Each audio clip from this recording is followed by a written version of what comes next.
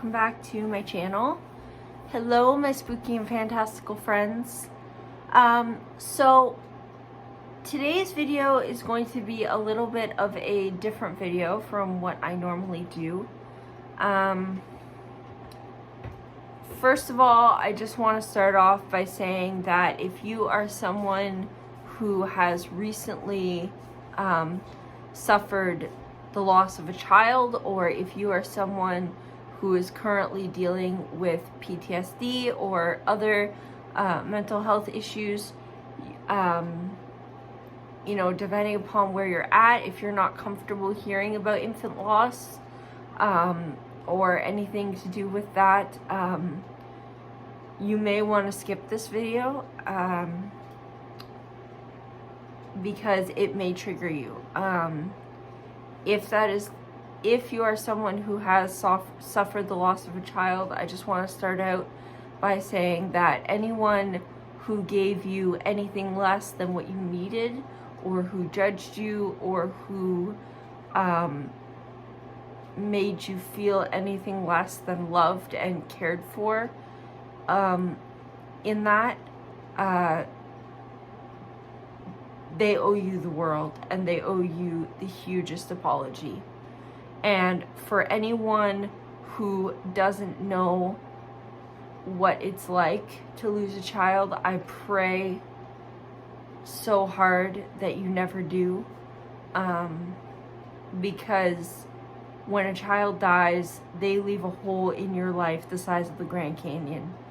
It's something that no parent should ever have to endure, and I empathize so much with other parents who have gone through this.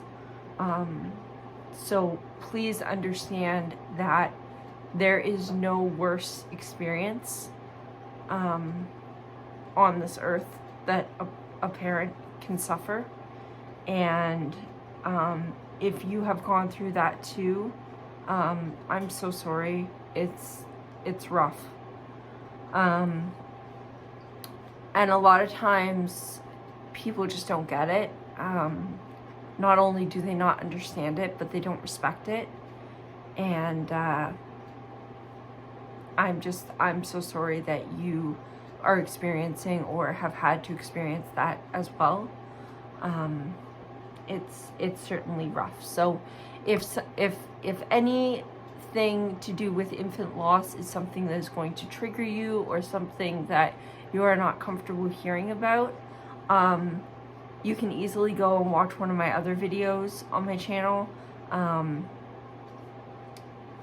You know, I have lots of other happier content on my channel, so please do that. Yeah. Also, I know how important it is to have your story heard, so I am going to place my email down below. If you are comfortable with it, and if you feel that, you know, you want your story heard on a wider platform, or you want your story heard by someone who has the power to make some changes within the government, within the laws and how infant deaths are handled, please share your story with me. I will put my email below if you're comfortable with that. I would be more than happy to receive your stories. I would like to, with all of your permission, of course, for anyone who's comfortable with it, to make a book with copies of letters from other people who have experienced this, in order to try and get some changes made to the way that infant deaths are handled in North America, because there are a lot of problems with the way that birth and death of infants are handled, and we have a lot of work to do. So I would like to try and get some changes made. So if that's something that is, you know, of importance to you, or something that, you know, you would like to share your story in support of that, if you email me and, you know, kind of share whatever you're comfortable sharing with your story, and then at the end maybe detailing some of the changes that you would like to see to the way that these things are handled, that's certainly something that I would be more than willing to put in the book and to share with some people who I am in touch with who have the power to make some changes. So, or to try to help me to get someone to make some changes. So if that's something that you would be interested in, my personal email will be below. And if you just want to talk, I'm more than happy to do that as well. You can get a hold of me on Instagram. Feel free to send me a private message on Instagram. I will not share anything without your consent, of course. This is something that is incredibly personal, and it's something that you know, different people are comfortable sharing different amounts of information. So I would never share anything without your explicit consent. Yeah, so if that's something that you would be interested in, all that information will be in the description box below. So today's video, I've been trying to figure out for the last few days now how to kind of go about filming this, because I know it's a very heavy topic and it's something that is very close to a lot of people's hearts, mine as well. So I've been trying to figure out the best way to kind of approach this topic and talk about this. And I thought that what I would do is I would start out just sharing my story as an autistic mother who has lost her child. And then closer to the end, I will sort of detail some of the changes that I would like to see in the way that infant deaths are handled in North America. And then I will close the video, and that will be that, and we'll be able to move on to happier things. But I just want to share my story with you all, to let you know, especially if you're someone who doesn't know a lot about this, that there are a lot of problems in the way these deaths are handled, and parents are often not given the respect that they deserve in their grief. So it's something that is incredibly important and something that needs to change.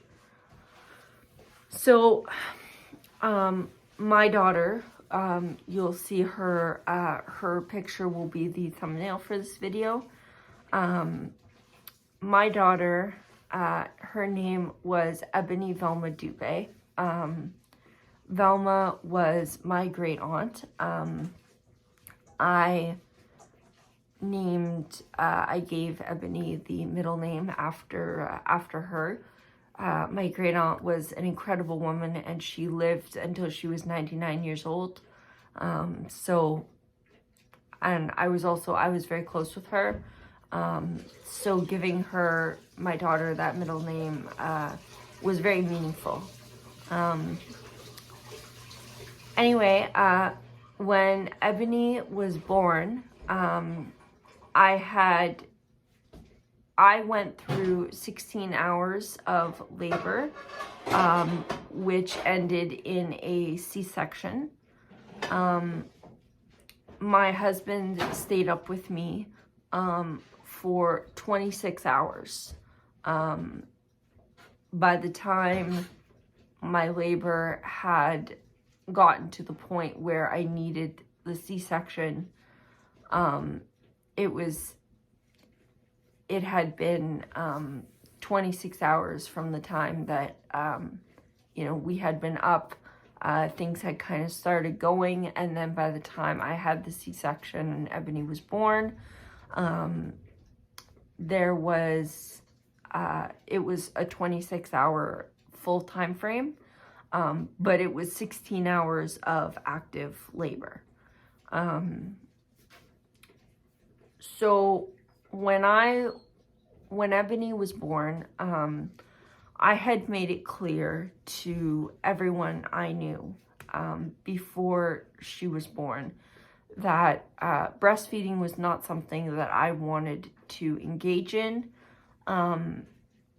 And while I had been pregnant with her, my doctor had explicitly told me that they would not pressure me to do so. But it wasn't long, maybe 5 minutes after she was born, that they brought her to me and they gave her to me, and immediately the doctors and nurses started trying to encourage me to breastfeed. And that was my first sort of notion that something strange was going on, because I had been explicitly told that they would not pressure me to do this, and immediately they started trying to encourage me to do this. And I did try, but it didn't work. Sensory-wise, I couldn't handle it. And so I ended up, for the most part, bottle feeding her. She was checked out by the doctors. We were told that she was healthy. I had just been through my first C-section, which is a major operation, and 16 hours worth of labor. And I had just been through the trauma of having an internal monitor put on, which is, for me anyway, it was excruciatingly painful. And so after she was born, it was like immediately the pressures started. Not only the pressure from within myself to be a good mother, but the pressures from the people around me, the doctors and nurses, the professionals around me. Immediately, it was as though I was under a microscope. We were taken to our room, and immediately, because I had asked one of the nurses if they would mind taking care of Ebony while my husband and I got some sleep, because he had just been up for 26 hours. I had just been through 16 hours of labor and a major operation. We both needed to sleep. And we found out later that they had placed a red flag on our file for negligent parenting, because we had had the nerve to ask for that support, and the nurse had, you know, we had asked for that support, and we had gone to sleep, and I guess Ebony had been crying and we didn't wake up to it, probably because we were both so exhausted.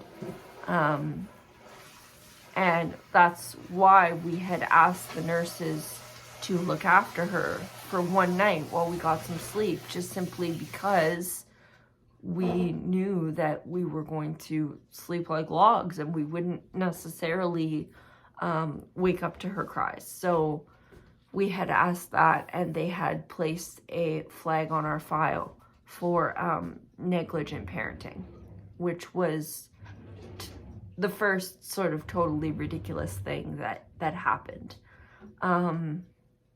The next thing was the following day when we woke up, we were told about this, and we were left obviously with Ebony for the day, during the day, and during this time, I was looking after her, and one of the public health nurses came in and began to demand that she be allowed to come to my home to do weekly health baby visits.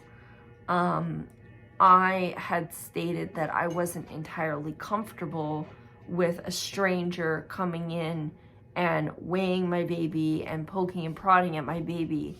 You know, I wanted just to go to her well baby appointments with my family doctor, who I knew and who I trusted. And I was immediately told that should I not agree to have a public health nurse come in, that they would be calling a social worker to come and talk with me. It was very threatening. I was a new parent. I had made it clear that I was autistic, and I believe that they discriminated against me because of that. I believe that that played a huge role in how I was treated, and it wasn't right. I wanted, as a parent, to exercise my right to take care of my baby and raise my baby in the way that I saw fit. And that just didn't happen for me. I was told that they would get a social worker to come and see me, and I had had very little experience with social workers, so that scared me. So they essentially scared me into agreeing to have this public health nurse come in. So in the end, I had agreed. I signed the paper and that they gave me, that they insisted that I sign. And then when the public health nurse came to see me, there was a lot of drama that ensued in terms of one of the first things that happened was that she had told me that my doctor had had some concerns about our ability to parent, which was nothing that I had heard from my doctor. And when I asked my doctor about that, we were told that that was not the case. Frustrating. My doctor had said that she would clear that up with the public health nurse, and the next time the public health nurse came, we checked to see if that had been cleared up, and it obviously hadn't. She said that the doctor still had concerns about our ability to parent, and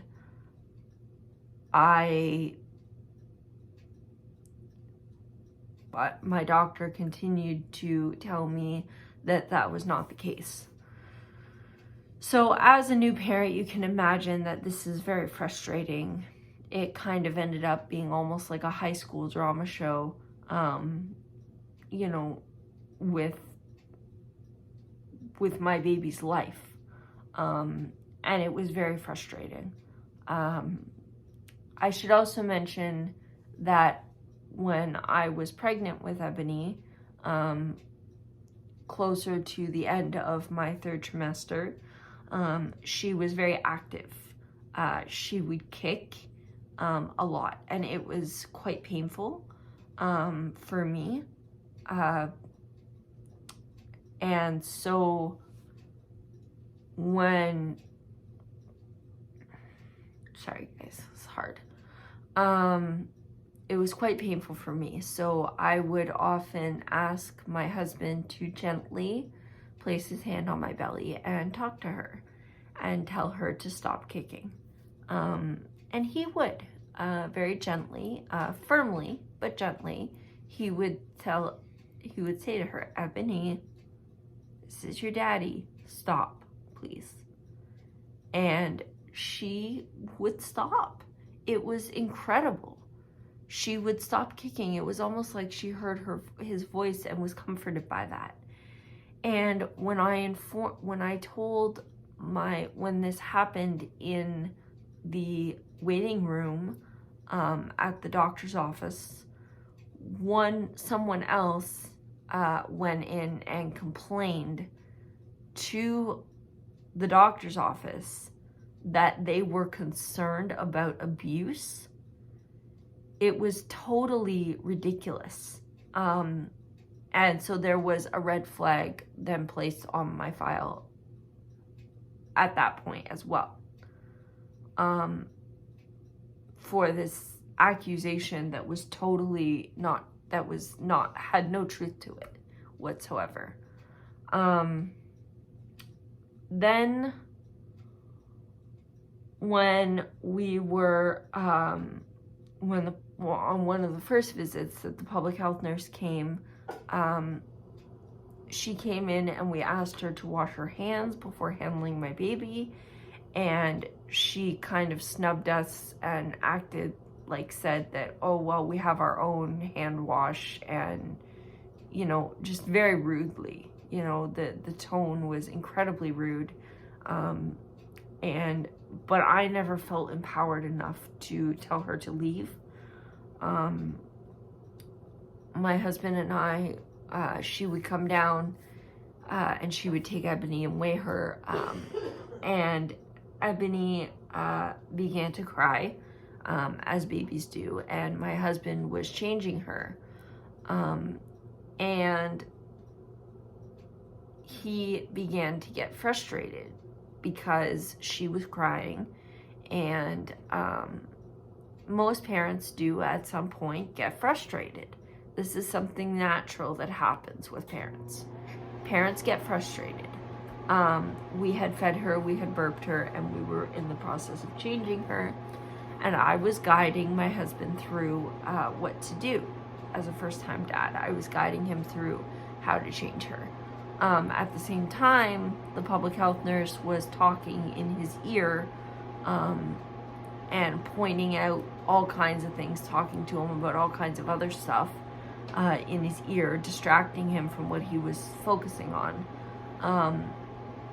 And he got upset, and he picked up Ebony and handed her to me and walked away to go and calm down.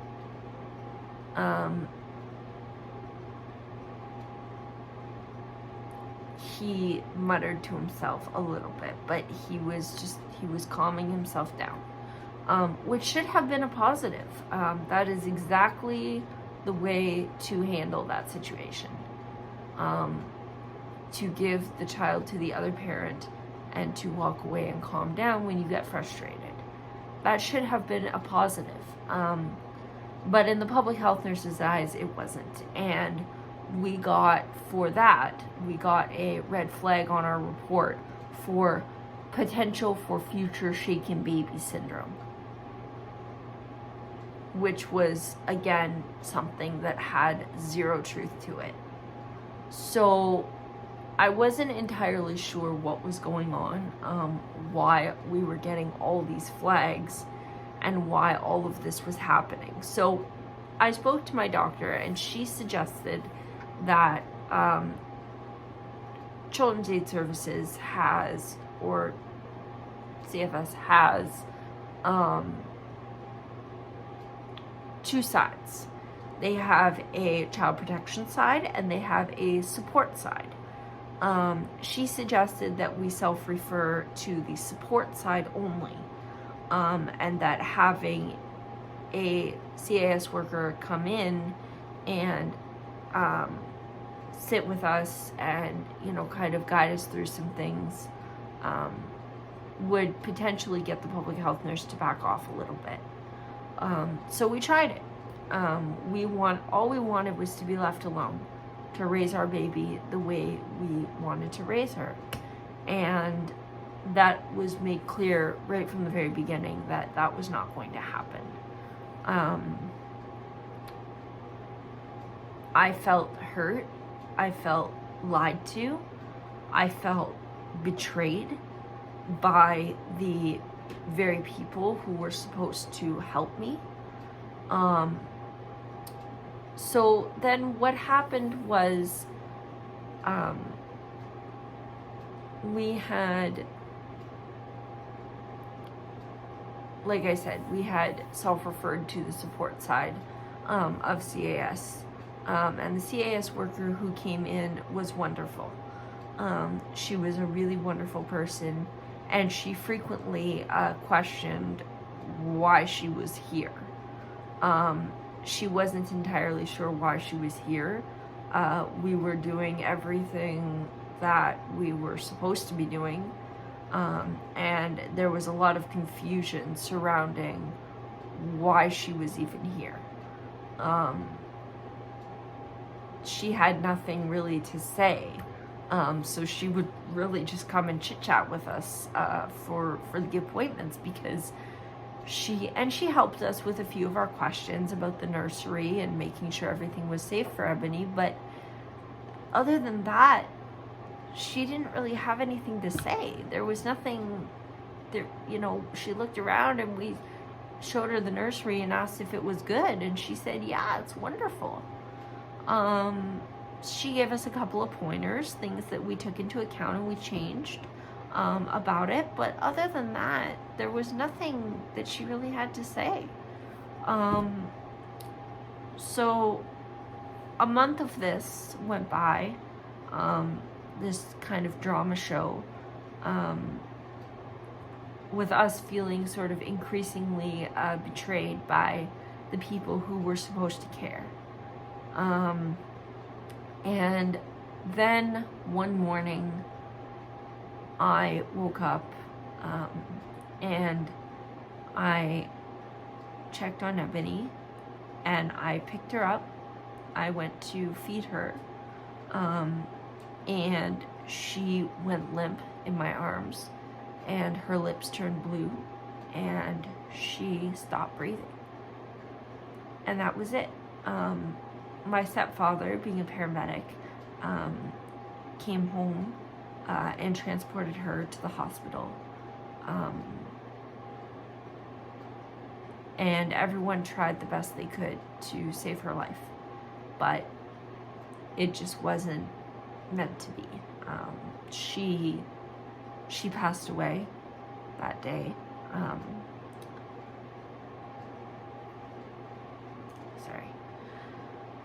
So I ended up on the mental health ward for a week after she passed away, because I just couldn't cope. I felt like the whole world was against me. The mental health nurses were wonderful. They really helped me and encouraged me so much. And actually, when I was on ward, I had always loved reading, but when I was on ward, that's where I really rediscovered my love of books, because even for communication purposes, I was watched very closely, having any electronics. They generally don't allow electronics on the ward, and also, I had grounds pass, so I was allowed to go during the day, leave the ward and go up to the cafeteria to go on the computers there, or to, but when I needed my alternative communication to be able to speak, because I was frequently nonverbal at that time, to be able to communicate with the nurses. One of the nurses made it a big problem, but the other nurses were fine with it. Many of the nurses there were wonderful, and they helped me so much.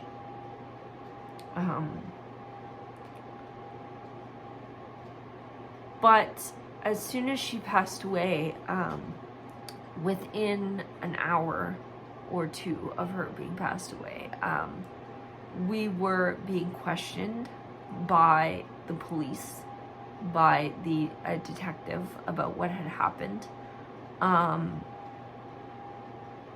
And not only did I really not want to rehash that at that point, because it was like, look, I'm just trying to grieve the loss of my daughter. But also, then the coroner came and was not very understanding at all. I informed her that I was very uncomfortable with the idea of an autopsy. I really was not comfortable with the idea of someone taking my child, who I had just lost, and slicing her up into little bits and sending her off to different labs to be tested. You know, I wanted to cremate my child whole. I wanted all of her. And they informed me that I was not even going to be allowed that. They said that I asked if I could go with her to Ottawa. They said no, because Ottawa ended up being the city where they had done some of the work with her, in terms of the autopsy. Some of it was done in Ottawa, some of it was done down in Toronto, Ontario.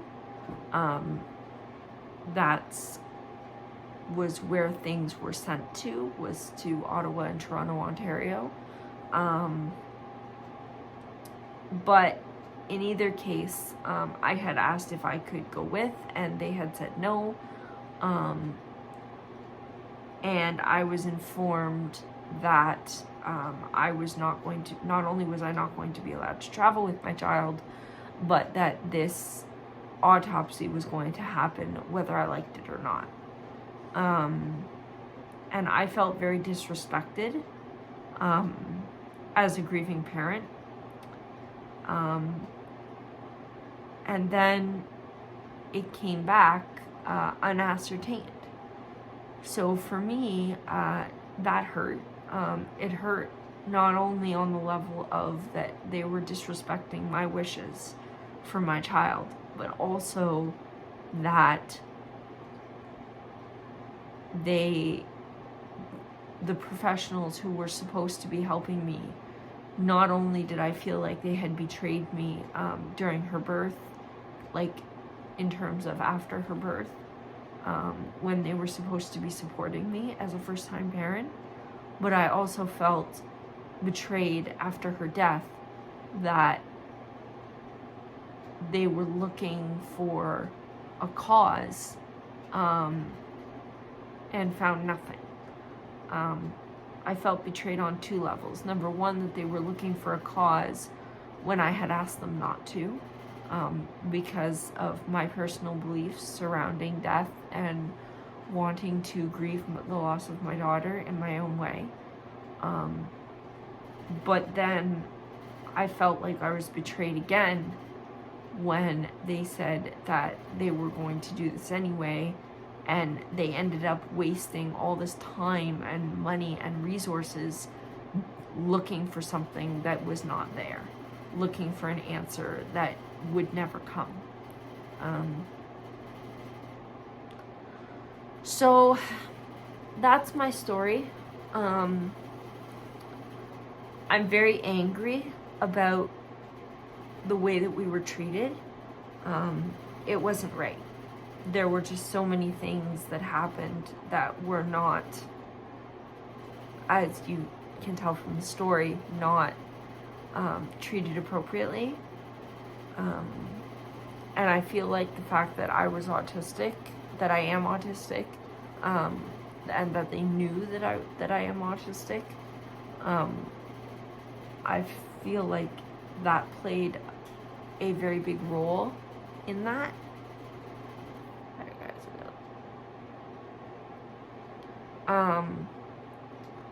And I just feel like it just wasn't right. So needless to say, I've lost a lot of trust in health professionals. The other thing was that after all of this kind of occurred, I went to counseling to try to figure out how to deal with this. I ended up sharing my story. It was published in the newspaper, in our local newspaper. And I got a ton of feedback. So many people had come and said that they could relate. And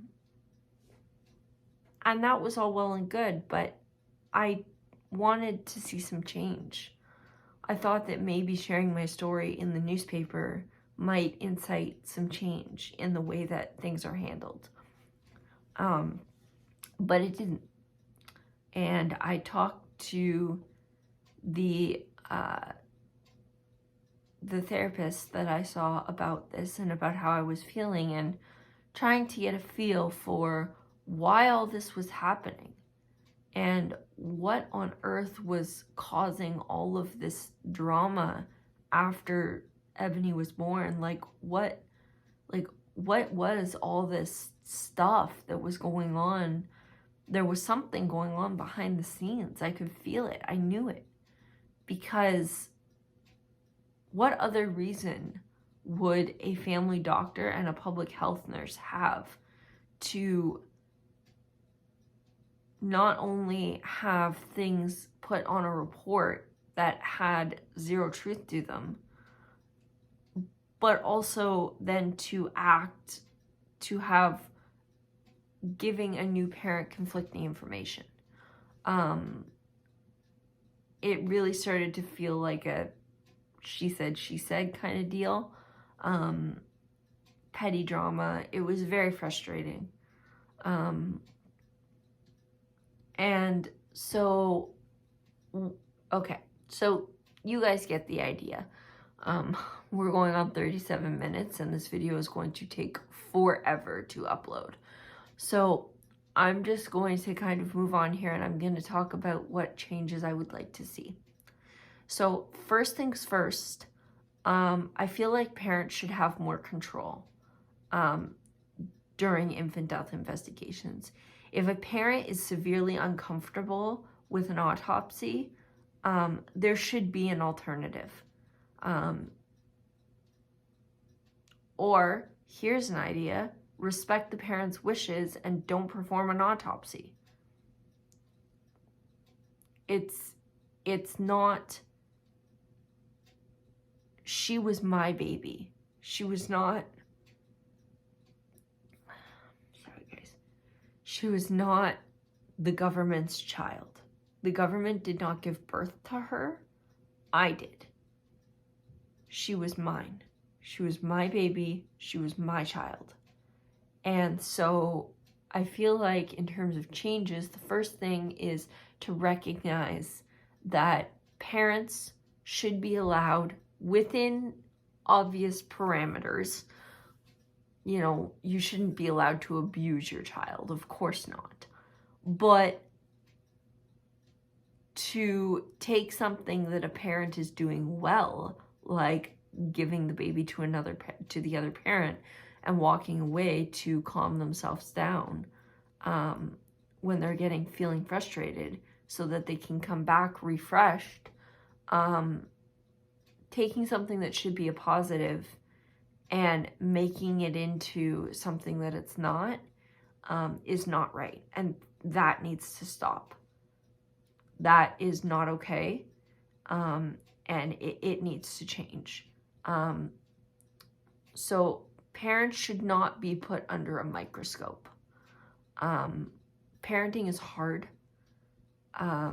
especially if you're a first-time parent. It's very hard. And parents should not be put under a microscope, especially not by the people who are supposed to be helping and supporting them. As far as the autopsies go, I recognize that it is necessary in some cases. If there is truly possible instances of abuse, if there is drug abuse, alcohol abuse within, in the household, if there is, very severe, if there's domestic violence within the household, if there are these things that are happening within the household, then, there is a line. You like, I'm fully aware that some children do die and are killed by their parents. And it's unfortunate. But in my mind, it does not justify putting good parents through this incredible hell, especially when they've just lost their child. There's no excuse for that. So it needs to change. Either don't do an autopsy when the parent asks you not to, especially if there's no real reason to and likely nothing is going to come of it. Don't put good parents through that. Some parents want answers, other parents don't. Other parents feel differently, and they feel that, they just want to grieve their child. Because to me, answers are all well and good, but it's not going to bring my baby back. So, important, that needs to change. Also, in terms of supports, don't put good new parents under a microscope, like I was saying. If they are doing something well, praise that and encourage that. And give them the support that they need and that they ask for. Don't try to impose and enforce supports on new parents that they don't necessarily want or need. Every parent is different and every child is different. Every situation is different. Now, you could make the argument, oh, well, we want you to be prepared. You can't be prepared for being a parent for the first time. Or even the second time. You cannot, there's no way to prepare yourself for what it is to be a parent. It is so absolutely life-changing that there's no way to prepare yourself for that.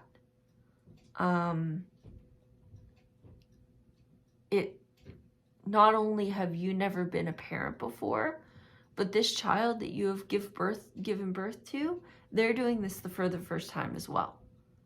They've never been a kid before. So you're both just kind of feeling it out and getting through the best you can.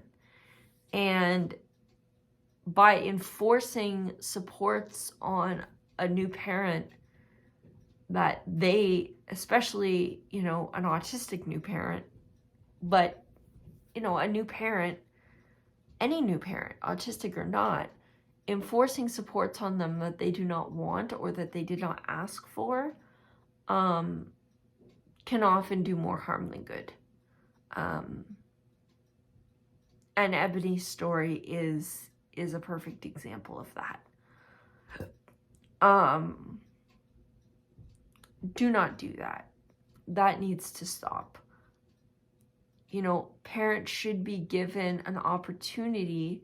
They should be given, told what resources are available to them. And if they want a specific resource, if they request a specific resource and are truly comfortable with having that resource granted to them and they want that, then help should be given for them to access that. They should be given all of the support in the world to be able to access the resources and the support that they need and want, not resources and supports that they don't need and don't want. And to the nurses who work, if you are a maternity nurse, I beg of you, if someone is a new parent and they ask for support, like you to, I don't know, look after the baby for a couple of hours, a few hours only while they get some sleep, and then to wake them up and give them the baby back. You know, if they ask for that, do that for them. You know, what's it costing you? You know, this should be part of your job, is to support, your job is to support new parents. That's what we were told when I had Ebony, that we were told by the maternity nurses that they were there as support. Their job was to support us in whatever we needed for that first while I recovered. And what we got was not supported. We got judged, and we got reprimanded for things that we should not have been reprimanded for. We got reprimanded for asking for support, and that was not right. Do not do that, please. I beg of you, because it really reflects badly on you, and it's just not something that is okay. So that's the other change that needs to happen, is, so nurses on the maternity ward should give parents the supports that they need and ask for, or help them to access them. Parents should not be forced to have a public health nurse come in if they are not comfortable with that. Okay? There is a reason why babies have post-birth doctor's appointments. There is a reason why babies are taken in after birth to see their family doctor. Number 3, parents should not be subjected to an autopsy if they are not comfortable with it. If there is not a real need, if there is likely nothing is going to come of it, if there is a very likely reason why the infant died, that's different. But if likely nothing is going to come of it and the parent is not comfortable with having an autopsy done, don't enforce that on them. That's not right. And number 4, public health nurses, please watch what you say and what you do and what you flag on people's files. It's very hurtful to have flags put on your file for potentials of abuse and negligence and shaken baby syndrome when there's absolutely no need for that.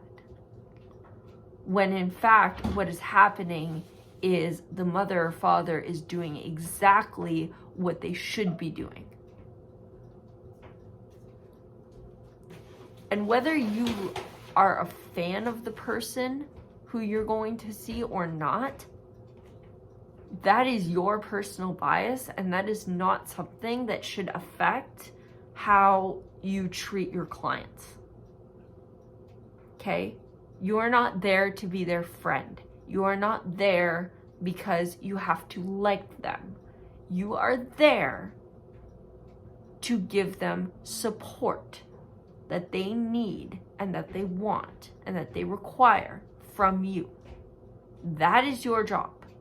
And to weigh the baby and and help the parents who have never done this before to learn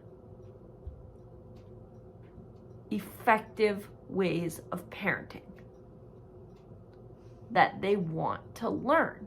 If they have decided how they want to raise their child, you should respect that. If the child is being fed, if they are being changed, if they are being burped, if they are being loved, and they are being cared for, there is no reason that you should be flagging anything on a new parent's file. It's ridiculous. It really, truly is. So, that is my opinion. Those are the changes that I would like to see. That is my story. And I am not saying any of this to make anyone feel bad or to hurt anyone in any way. That's why I didn't name names, because I don't do that. I'm just sharing my experience and trying to ensure, because when my baby passed away, I didn't have any choice. And I want to make sure that other parents do. That they have the choice and that they have the power to be able to decide and choose for themselves how they want to not only raise their child, but if their child passes away, to respect the way that they choose to grieve. I want to make sure that new parents have the ability to have others respect their choices regarding their babies, because to any parent who has lost a child, I am so sorry. It's something that no parent should ever have to go through. And that baby was yours, and you will always be their parent. And no one, no health nurses, no doctors, no coroners, no detectives, nobody can take that away from you. So that's really all I wanted to say. I want to make sure that other parents do have that choice and do have that option and are not treated in the same way that we were. Okay, this video has been almost an hour long. I knew it was going to be long. I didn't know it was going to be this long. So I'm going to end it here. If you would like to send me your stories for the book that I would like to do, my email will be below. Feel free. If you're not comfortable with that, I completely understand. That's perfectly fine too. I hope maybe this video has helped someone out there to feel less alone.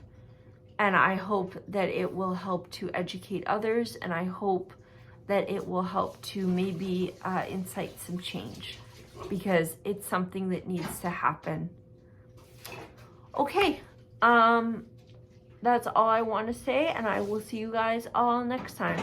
All right, bye.